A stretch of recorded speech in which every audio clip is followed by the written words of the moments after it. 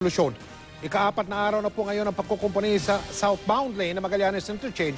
Yung pong direksyon ng Magallanes sa papuntang direksyon ng Laguna, papuntang direksyon ng Villamor. Kamustahin natin ang lagay ng trapiko doon sa mga sandaling ito mula sa lungsod na Makati. Nakatutok ngayon si Susan Enriquez. Susan, kamusta dyan?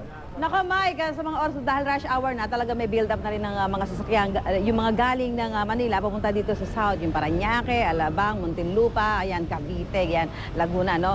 At yung pagkukumpuni nga rito ay tatagal lamang ng 10 araw, sinimulan ito nitong Biyernes. Pero pag tiyak ng DPWH, makakatulong ito para mapatibay ang halos 4 na taong gulang ng interchange, ano? Ito para na rin sa kaligtasan ng mga motoristang dumaraan dito araw-araw. Yun nga lang, talaga ang may peperwisyo, yung mga dumaraan dito araw-araw papunta sa kanilang mga pupuntahan, papasok sa trabaho o kaya naman ay papasok sa kanilang mga opisina o yung mga papasok sa eskwela. Narito po ang aking report.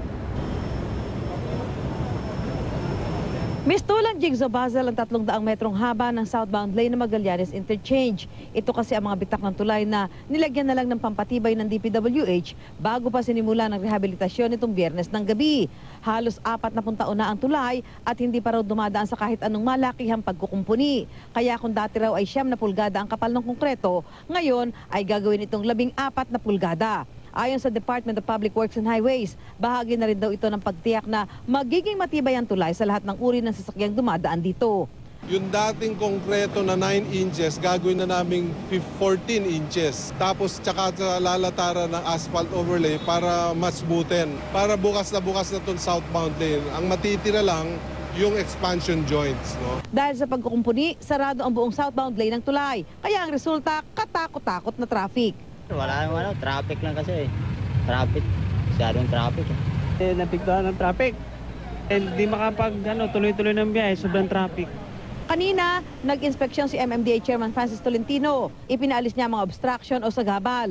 Nagtalaga rin siya ng mga dagdag na tauhan. May mga tow truck din sakaling may mga sasakyan tumirik at makadagdag pa sa traffic. Sa ngayon, 2 lane lang ng service road ang pinaghahatian ng mga motoristang papuntang SLEX at Pasay. Iba siyempre yung assessment natin nung nangyari nung weekend. First weekday natin ito. So, kung merong kailangan adjustment dun sa facing ng traffic light, yung temporary traffic light, gagawin natin. Sa mga oras na makikita po ninyo sa inyong mga TV screen ng mga sasakyan na galing po ng Smyrna Highway.